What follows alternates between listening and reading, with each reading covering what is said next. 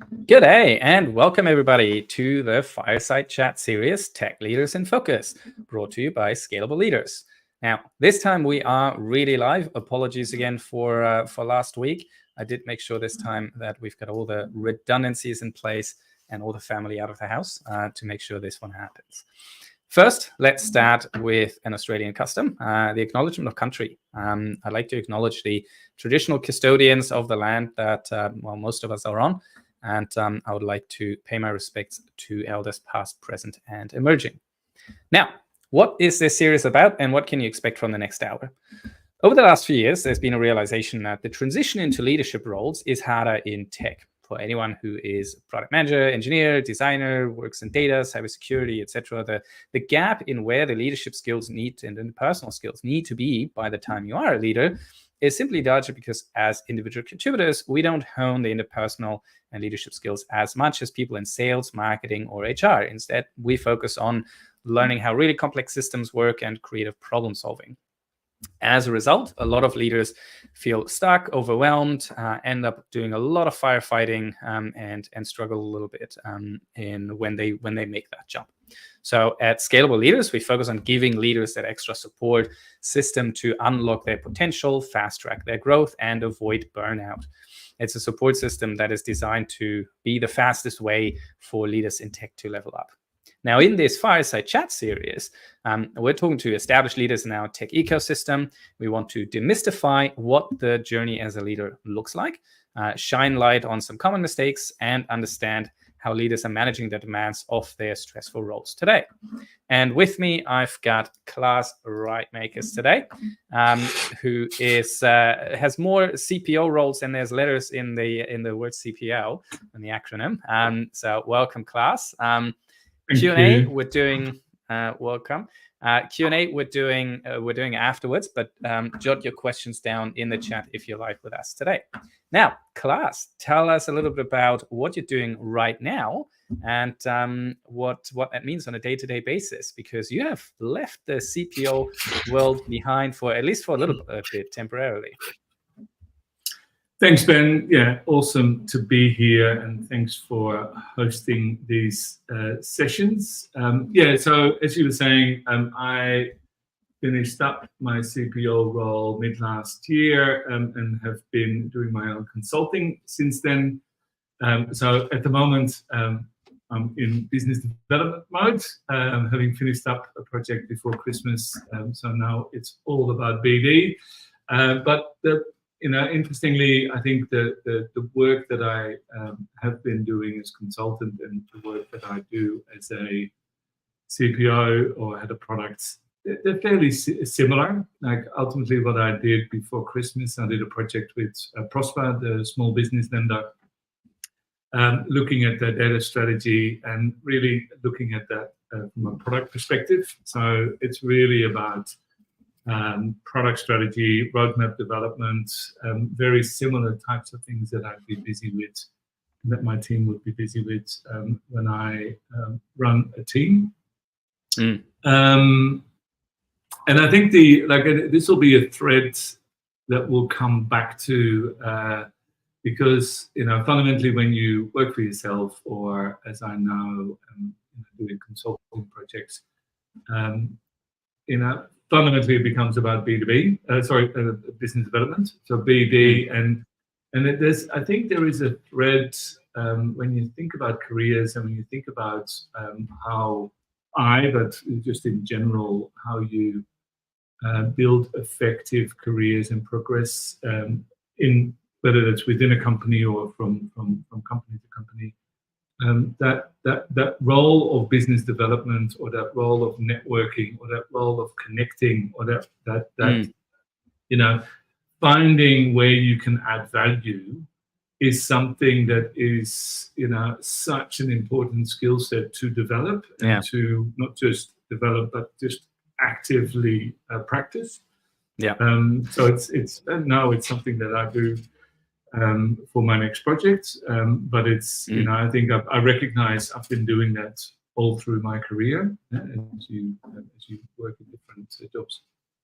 Yeah, I think we've got that in common. I've done consulting as well at startups, scale-ups, large organizations, and sort of came to the realization you cannot be an effective consultant without being a leader, right? Because you're the stranger who comes in and suddenly has an opinion on things, but you can't change anything or get your work done if you don't take people on a journey and you've got very little time to get to know them. Unlike actually being a leader, having formal authority in an organization, and planning sort of for the next few years of being there.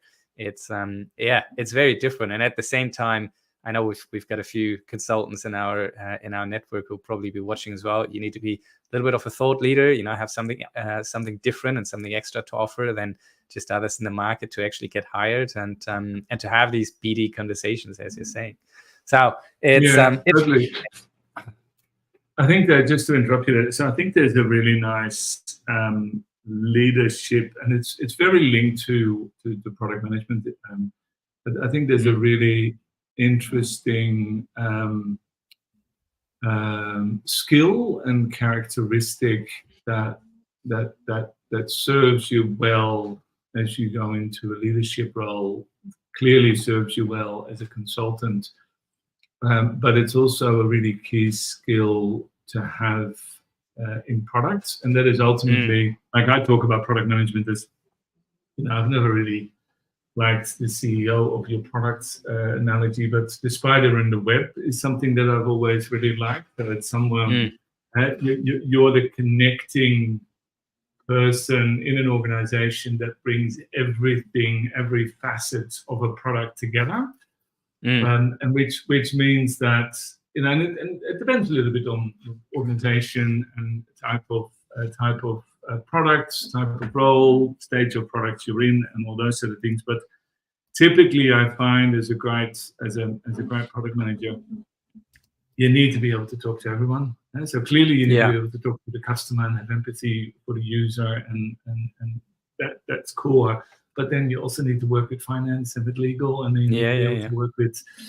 Clearly, you need to work with the engineers, the designers, but then also, you might have to present to the board about the roadmap, and so you have all of these interactions, and and therefore, empathy or the ability to relate, the ability to connect with people. That is such a fundamental skill as a product manager, and it's also so important as I think it's one of the skills that is so transferable into leadership, and then clearly and you touched on something. You touched on something else there, which is the commercial skills, right? And the understanding of the business and how it makes money. Absolutely critical as a product manager, but even more so as a consultant, especially if you're going out, on your own, to understand, well, how can I add value to this business? You need to understand it very quickly and price yourself as well, somewhat accurately to the value you're creating. Now, let's go back a little bit to sort of the early stages of your career in leadership. Where like how did that evolve, and how did you get picked for your first leadership assignment? Yeah, nice, thank you. So I've been in Australia. So I'm originally from the Netherlands. I have been in Australia now 20 years.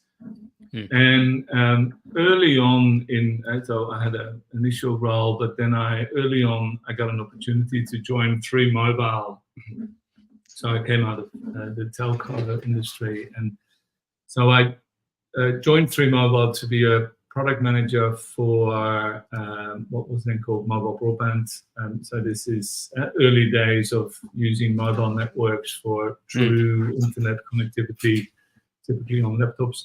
And the opportunity I had there as a product manager was really to, this is not pure software, this is not tech. It's more of a product marketing type role where you are responsible for the classic 4 Ps, so product, price, promotion, and place.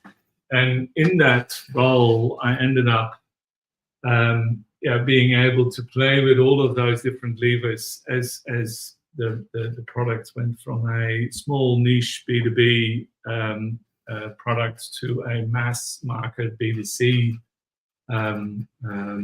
service. And as that product took off, So that opened up my opportunities as a leader. So as that took off, became more important. There was more focus on. There was more work to be done. There was more.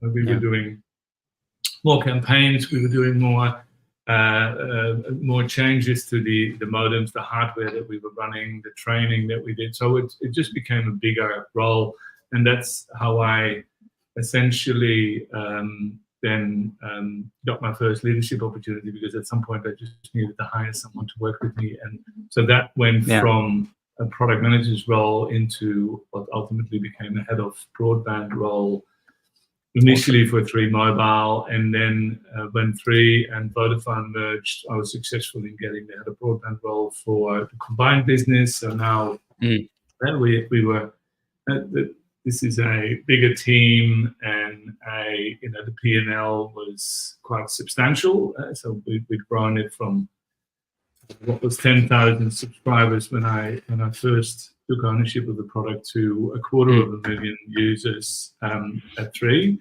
and then together with Vodafone, it became very quickly a 500,000 subscriber base. And that was really my journey into leadership. So really, I grew as that portfolio grew. I grew into that role, and then have since been into leadership roles, and in between I've always done a bit of consulting. You want to keep going? You want to tell me a bit more about sort of the journey that I've been on since? Or yeah, absolutely. But I think there's something interesting to call out already, right? You've worked on a product that was successful enough that there was so much work to do that you had to hire someone else, and so through that continuous success, the journey went further upwards. And I know in our current cohort for Scalable Leaders, we've got a couple of people who have exactly that same luxury problem. The business is growing so fast that they needed to hire more people to get it all done. So that's awesome. So yeah, let's we'll talk about sort of your scale up journey in a second. But when you were early on in your journey and sort of got your first couple of reports and got that role, who inspired you as a leader at that time, and what sort of traits and approaches and things did you try to incorporate into your own leadership style? Yeah, I've worked with some really awesome leaders, and I think there's sort of two. I sort of look at this question sort of in two ways. One, who, I guess, at a global scale or in a historical sense, who are the people that inspire you, and the people that you look up to, and the people you read about, and the people you listen to, and all those sort of things. And then there are the people that you work with, and the people that hire you, the CEOs you might work with. And so I had, and this is really just going back to my sort of early experience moving to Sydney, and my early roles.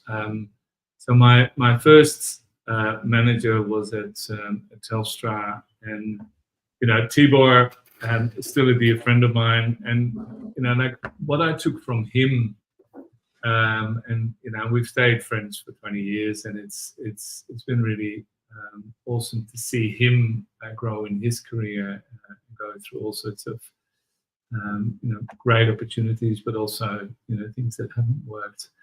And so he is someone who just was so able to drive innovation, really to drive innovation and change in what was fundamentally a large, complex matrix organization where we were driving what was then called Wi-Fi hotspots. So we were doing public Wi-Fi network for Telstra.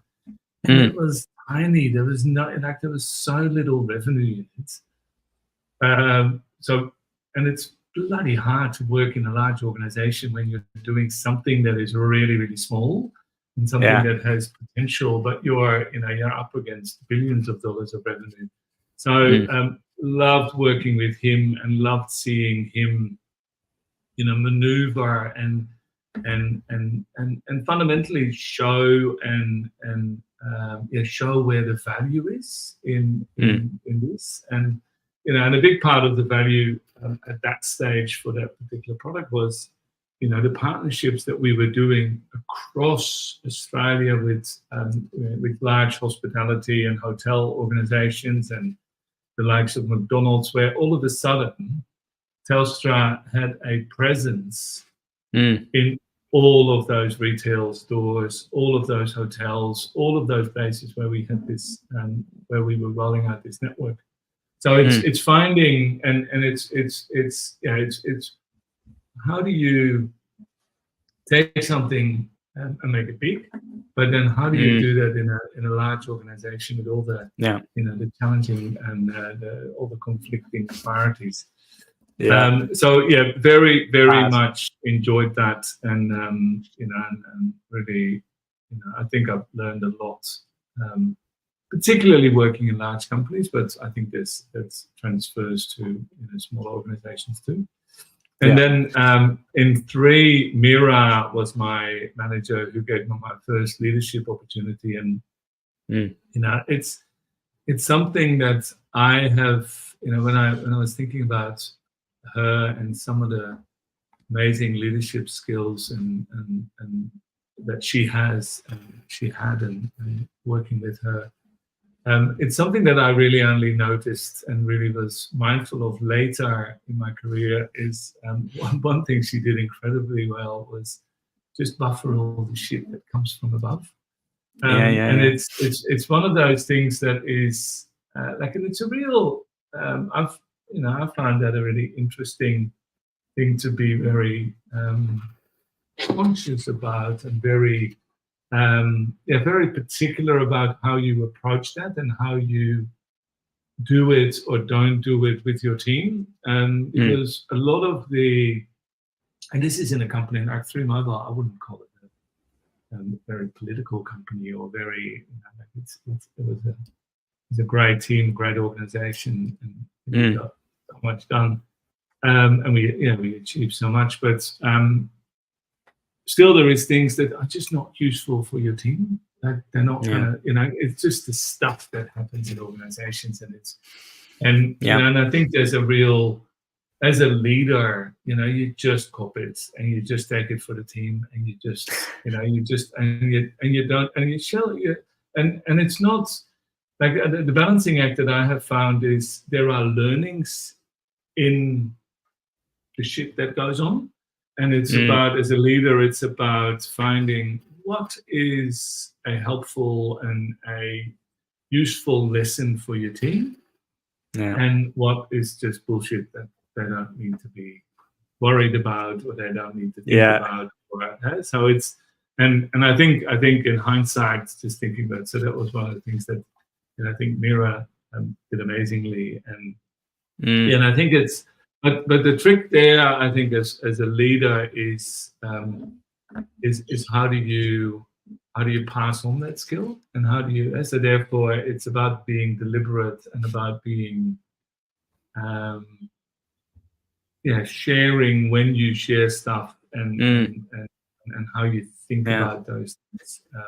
I found it really helps to sort of have your leadership principles worked out, because otherwise each decision sort of stands on its own, which means you're slow and you're just sort of being tactical with everything. Whereas if you have your principles worked out and they work in the organization is compatible with those principles, that's when your decision velocity increases and you end up firefighting a whole lot less. But I hear you on, and I think this is particularly relevant as well for scale-ups, where things on the leadership level can move incredibly fast, and you have to worry about, especially these days, how many funds are coming through, and do you need to make redundancies? And there's a point at which you'll need to bring the team in, but for a long time as a leader, you might be running around doing all sorts of planning activities that you can't really tell the team about, and you can't really be available for the team. So that is certainly, especially in scale-ups, our focal topic for today. That's a real skill to master, on how to sort of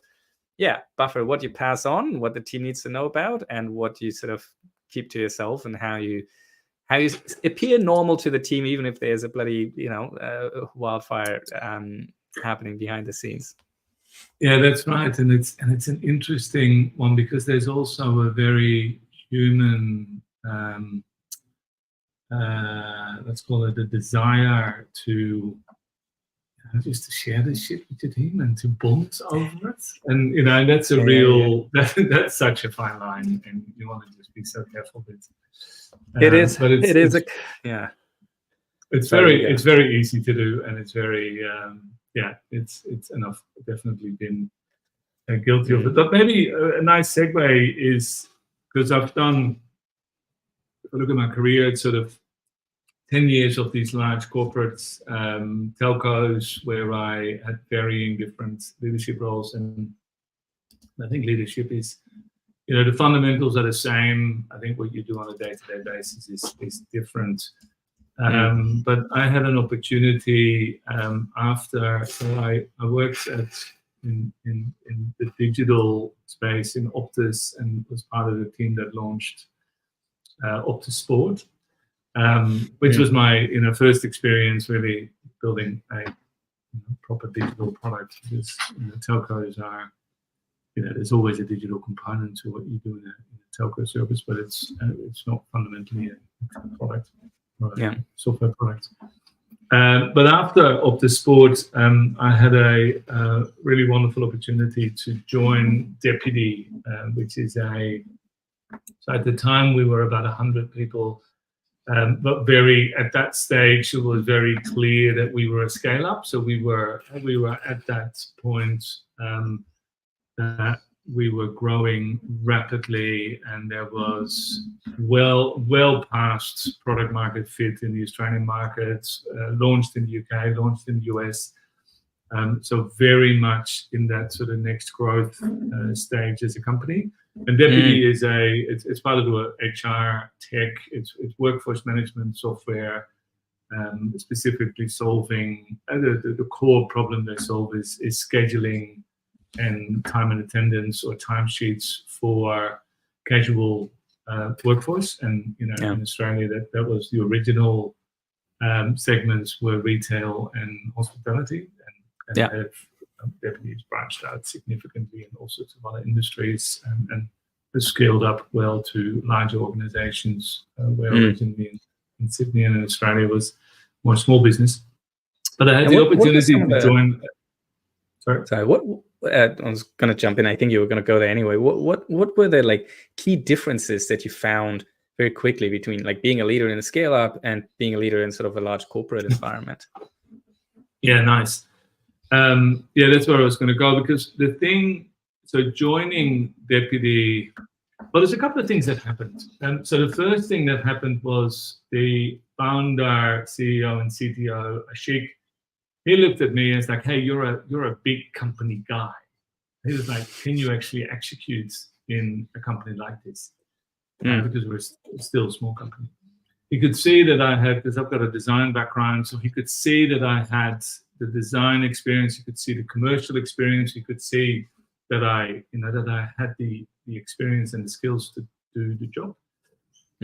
And so the interesting thing, and this is a learning, I think there's something in there as you go on a leadership journey, but also as you look at your career. Like he didn't initially give me the job. He said, "Why don't you come in and take on this project?" There was a specific project that he had been thinking about. We had been part of us getting to know each other, the two of us getting to know each other.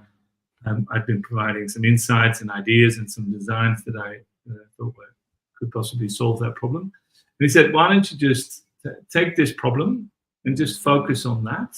And if you're successful in that, then you'll become the chief product officer." And it was really interesting because at the time I had an offer with a large US-based software company. And they had offered me more money than I had ever earned for a Asia Pacific role to be the product lead. It was sort of it wasn't sales, but it was more like a product evangelizing type role for their digital platform. And like that was a big role, big opportunity, lots of travel, and I was super interested in it. And somehow I chose deputy, and have been very happy that I did. It was a very different proposition. And for me, the insights because that went pretty well. Like the long and the short of it is, did that for a couple of months, proved that I could do the work, and then moved on into the role.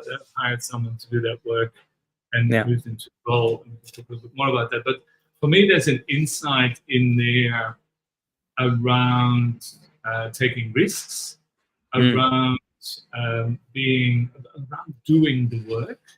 So even at this stage, I hadn't led a squad forever. You know what I mean? Like it just like because I was leading teams, I was leading, whether that were product owners or product managers or I think Optus, it was more BAs and project managers and people that were delivering. So it was interesting to then just do the work again. And I think being able to step back in to do the work, I think it's so helpful. And so the second thing, and that comes also because deputy went well and then it didn't. So I'll talk a little about the trials and tribulations there. But my second, I call them missions, but my second, achievement or mission that I had in deputy was to scale the team. And that was both across product design and engineering. So I had a great design leader and engineering leader that I worked with, and the three of us were scaling the team. And part of that, which I think we did very well. It's always hard, but as you scale in terms of like the hiring is time consuming, but it's not that hard. The thing that ultimately is hard is like how do you onboard people effectively at pace? How do you put in place structures, frameworks, processes that fundamentally empower teams? So what I really learned there is how do you do that part? How do you do that really well? And and that didn't work. Like this, the deputy product, there was a whole bunch of stuff that was where we're doing new products. There's a whole bunch of work that we did to improve existing capability. There was a whole bunch of work we did more top of the funnel on the growth side. So we set up a specific growth squad, and the growth squad worked really, really well. Feature development in terms of continuous improvement and building on top of the existing products worked really well. Much harder to do was the real new innovation, like the new and that I said that like fundamentally it takes a different type of person, different type of team. And so the growth team is very different from the team that's working on the core products. The team that is doing new, like really new products is a different, So like as we scaled, like I think we did well with the growth team. So they had their own way, and they learned and iterated and experimented.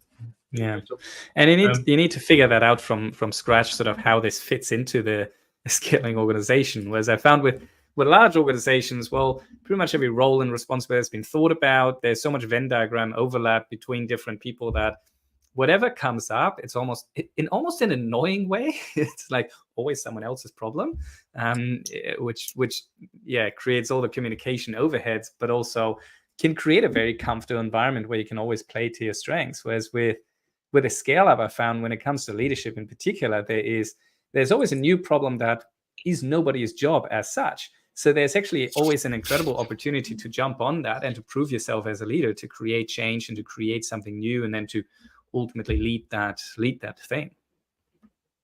Yeah, and part of it there is trusting the process. So do the work and trust the process.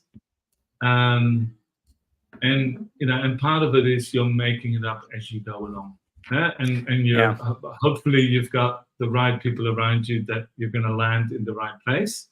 But it's really that combination. So I think sometimes things work, sometimes they don't. I find it interesting that you mentioned sort of the hiring, the growing the team, the onboarding at pace and at scale.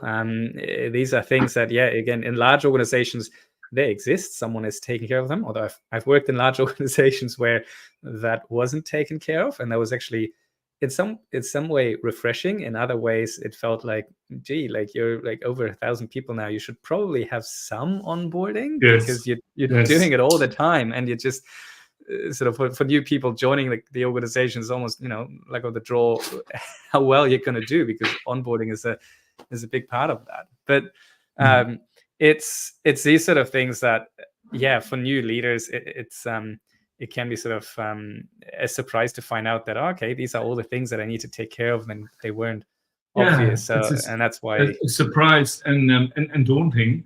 One thing that I started doing, so specifically recognizing that in these smaller organizations, everything that I was used to having in place wasn't in place. One thing that I have tried to do, and I don't think I've always been effective and successful in, but I've tried to do things once and then try to I guess systematize or document or have a framework that then others can use for future things. So for instance, when I joined, so the first project that I did at Deputy, there wasn't a real. So the Deputy was the team was really close to their customers, but their customers were by and large the managers, owners of the businesses. So very focused on that. The manager who rolls out this platform to their team.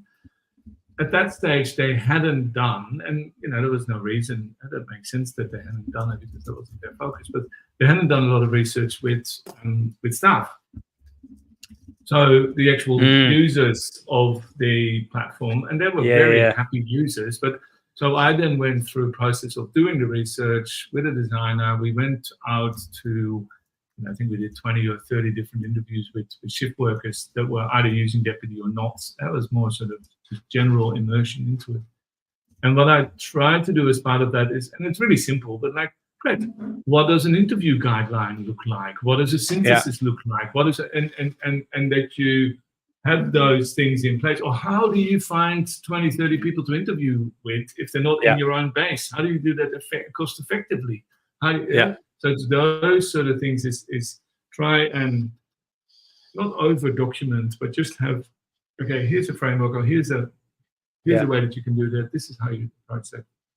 Yeah, no, I agree. It's what helps the organization scale really fast, right? When you've got that asynchronously available for other people, but also it's huge for developing people in your own team and generally. And it's something that within the Scalable Leaders program, we try to do this through a lot of all of the modules that we have that we think are important for sort of people moving into leadership in product design, engineering, that we've got a playbook, a set of leadership principles, templates, sort of quick frameworks for all sorts of all the difficult situations that that people can encounter during the first couple of years that they might be just completely unfamiliar with and that might be daunting.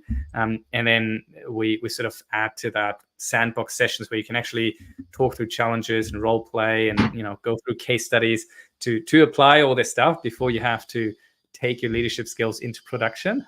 So instead of testing and prod, you've got a safe environment and then 24/7 support like on Stack Overflow as well. And so the whole thing was carefully put together with insights from people who worked as leaders at Google and at Atlassian and CultureAmp and so forth. And whether you are you're joining the program or not, I always found like just having a strategy to acquire these skills that you need once you are in a leadership position is just so critical. And so if anyone's up for it, I'm actually doing free calls to help people figure out that strategy. No strings attached. You can book 45 minutes with me to figure out where you're at as a leader, what's keeping you up at night, why you might be firefighting a lot, or how to even break into leadership roles. And I'll help you along and you can take it from there. Yeah, now, awesome. Love that. Klaas, let's talk a little bit more about sort of the day-to-day of being a CPO or product leader at a scale up. Like, how do you approach that in terms of, you know, having found your principles and what's important to you and what's less important to you? What's the good and the bad that comes with having Klaas as a product leader in a scale up? Yeah, I think it's been like, it depends on where the team's at, where the product is at. So, like, if I just do a quick sort of plug on the good, like, I think, and so one of the things that I've just noticed that working with Prosper is, over time, I've come to be really good at getting to the heart of something really quickly. So to really, whether you call that business analysis or problem analysis or whatever that might mean, but like really get to understand the problem, understand the opportunity, and very quickly have hypotheses around where the potential value might be in a given space. The other thing, touching on what we spoke about before around, you know, connecting with people and, you know, like, you know, going into a new organization and in that sort of first 30, 60, 90 days is really, you know, connecting across the team. Like, how do you, as a product leader and as a product team, as a product development team, how do you get close to the customer? How do you work with the customer facing teams? How do you set up those sort of structures, and how do you really make sure that customer feedback loops are in place and they're coming to you, and, you know, that you have that those direct customer interactions, but also that you're systematize and have in place those feedback loops. They're really key. And then fundamentally, part of product is storytelling. So it's once you got your head around, you know, company strategy or you know, where a product is at, and you frame a hypothesis or an idea in terms of where it's going to go, to then start, you know, then you start telling the story, and the story starts with why should I care? Why are we here? Why are we? Well, yeah. Why should our customers care? And then it's about articulating a, you know, product vision or product story that links back to what we're trying to achieve as a company and why we're here. And I think as a product leader, it's really important to own that relatively quickly. And so you take the time to do the work and immerse yourself into customer, product, and team and stuff. But yeah, then very quickly you become that person that, and not just you, that it's also the team that, you know, that is, you know, driving that, telling that story and driving that forward. And, you know, and part of that is about being ambitious and future focused without being pie in the sky. And so it's about finding that balancing act between, hey, this is exciting where we're going to go, and this is an exciting future, and it's not too far away. So it's not 5 years down the track. It's something that we can make meaningful impact. So there's some of the things. I think one of the things that we touched on that we didn't really go into that I think might be interesting just to touch on, you know, the stuff that didn't go well, like the things that failed, the things that, and, you know, like, coming back to it, we talked a little bit about hiring being relatively easy in terms of, I think there's some good systems that you can relatively put in place, and there's some good frameworks. But hiring is also, like, that also goes with its trials and tribulations. And there's one particular hire that I did years ago, and this person was so bright, so smart. So, like, and smart in a sense of sort of think out of the box smart, like really, really solve meaty challenges. Yeah. However, also challenging individual, arrogance, difficult fit within the organization. And I was like, Annie, I've got this. I love the intelligence, and I can coach and manage, and help develop that connection. And what I realized, and at the time I didn't know this was a quote by Roosevelt, but there is a quote that I love. I don't care how much you know until I know how much you care. And this person just didn't care. Said, but just didn't. And so then that is, that's something that I've learned over the years, and that particular one stands with me. Is that that is not an area that you can help people in. If people don't care, if they have no, then that soft skill, that interest, that empathy, like that is very hard to, like, I can't do it, so maybe others can.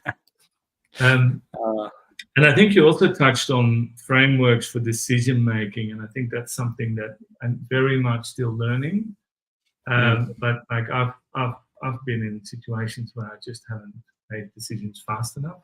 And that could be a decision to let go of someone, which is a hard decision because it involves people. But it's also been other decisions, and that I felt, I do need to do a bit more analysis, or I need to ask some more questions. And very quickly you can come to a 80% decision, 80% information, and it's good enough, and you move on.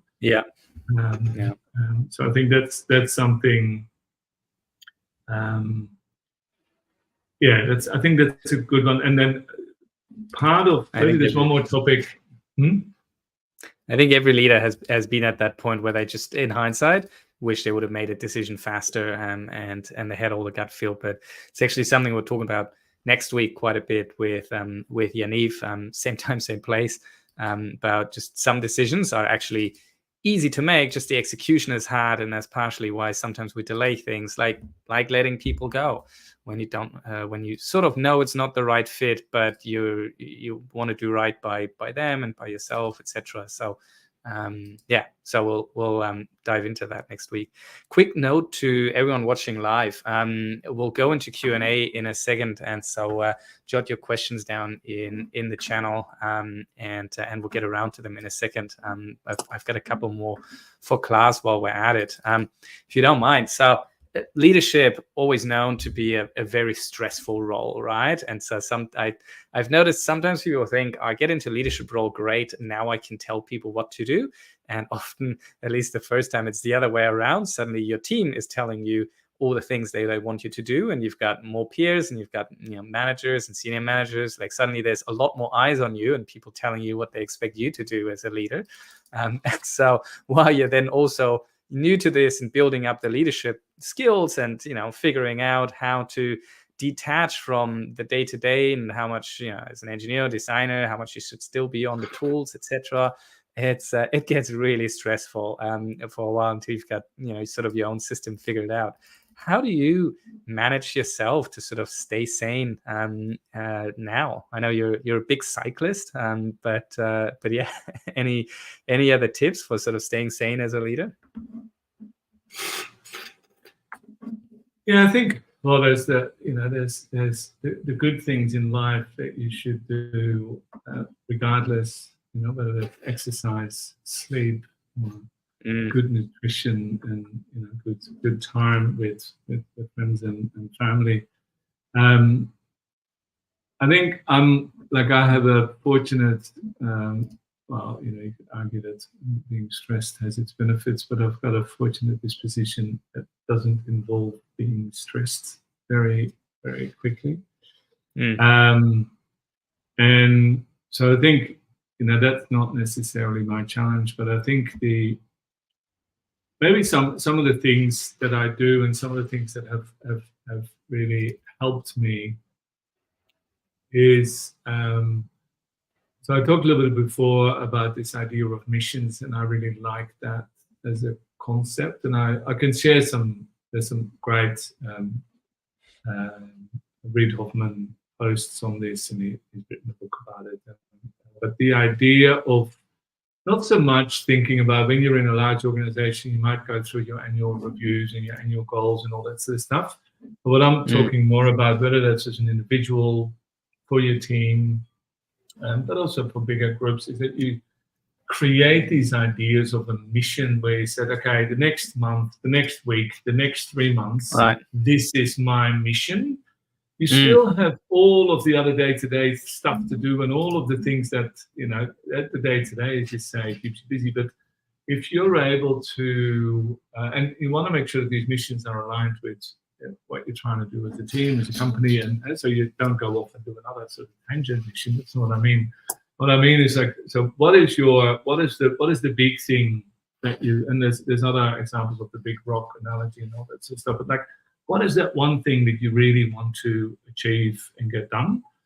And I think what that helps, and make that measurable, make it specific, set some good measures around it, communicate this, make this part of the team planning, company planning, and all that sort of stuff. But what is that mission that you're going after?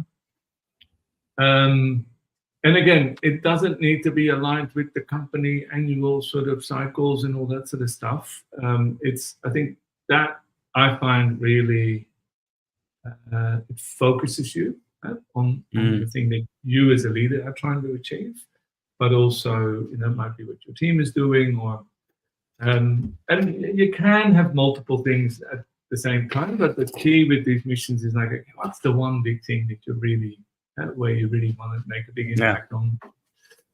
So I think that's something that's really helped me, and it's something that I find also works in helping teams.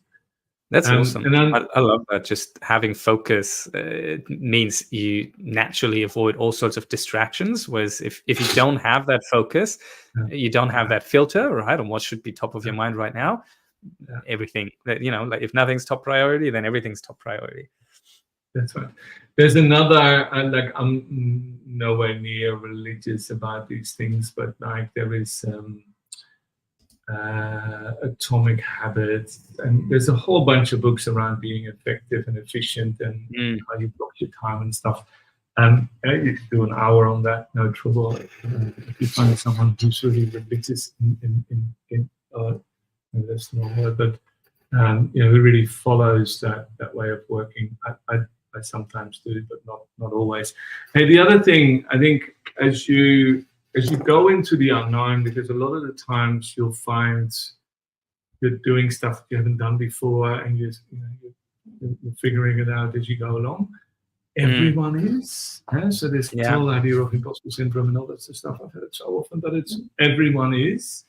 And I think there is I remember at some stage that I was so much on, what's that great platform?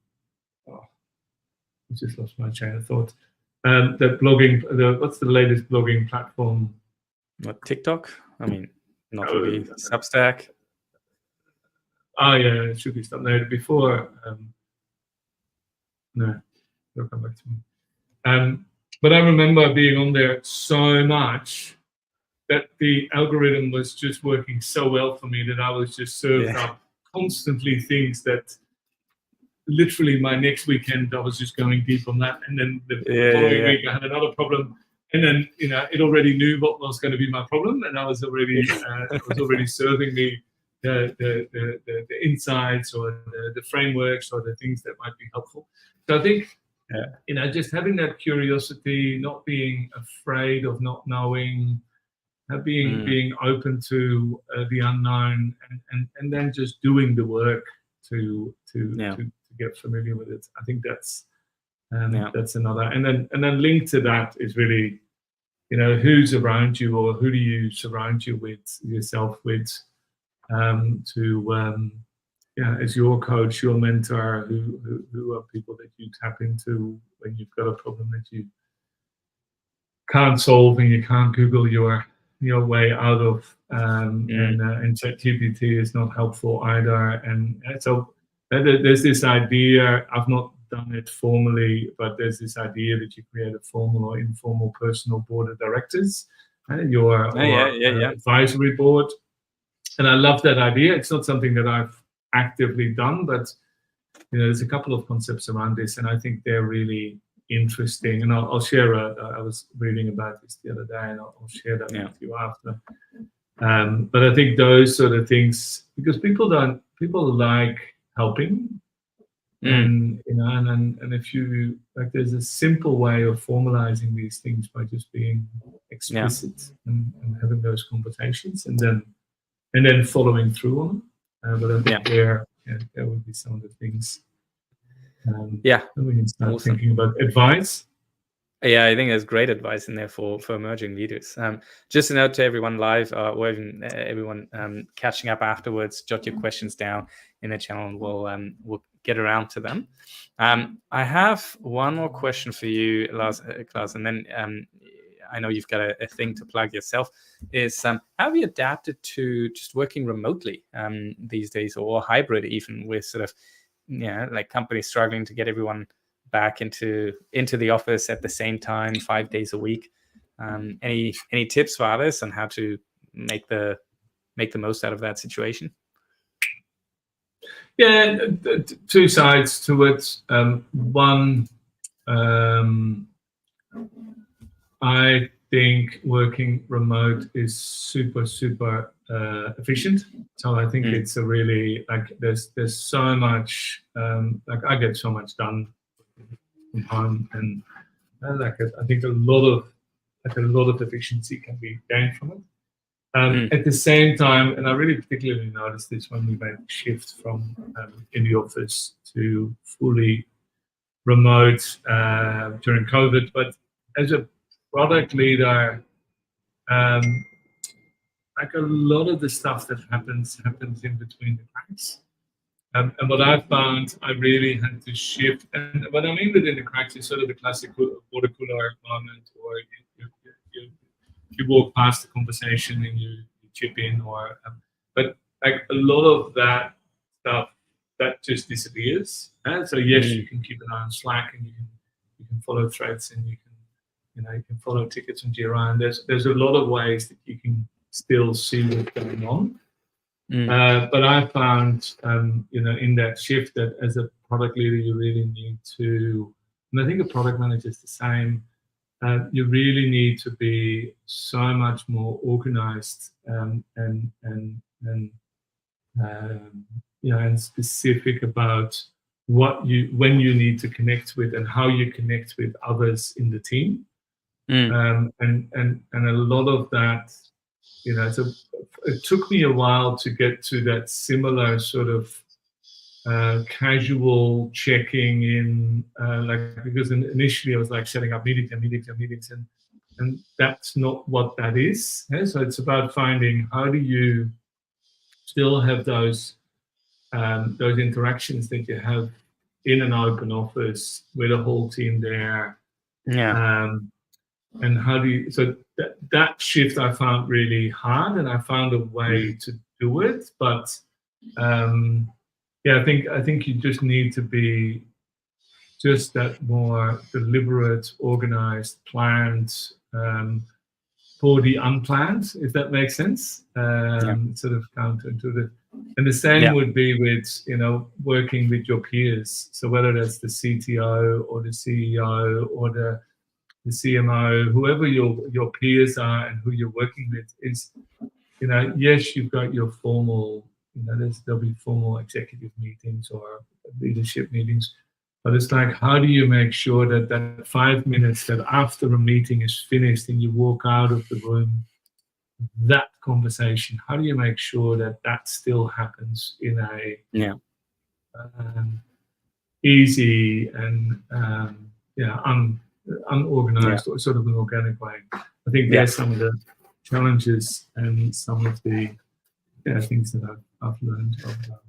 Yeah, awesome. And I think, it's all about, in many ways, if I boil that down, just creating the right the right culture and having the right rituals. And you can have them online, you can have them offline. There's just pros and cons rather than one being particularly better than the other. But you need to be deliberate about creating the social fabric at the end of the day. Cool. Now, Klaas, what do you want to share with our audience today? Any announcements? Anything you're keen to plug?